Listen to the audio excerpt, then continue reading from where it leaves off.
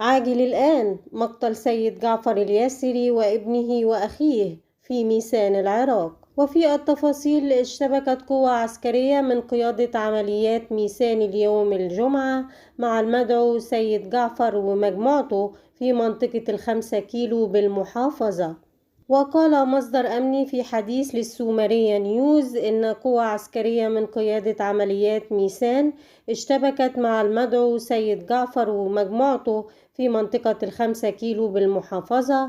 وأشار أن الاشتباك أدى إلى مقتل المدعو سيد جعفر مع 2 من أفراد مجموعته وإصابة أحد الجنود بجروح خطيرة، دون أن يشير المصدر إلى مزيد من التفاصيل حول مصير باقي أفراد المجموعة المطلوب القبض عليهم.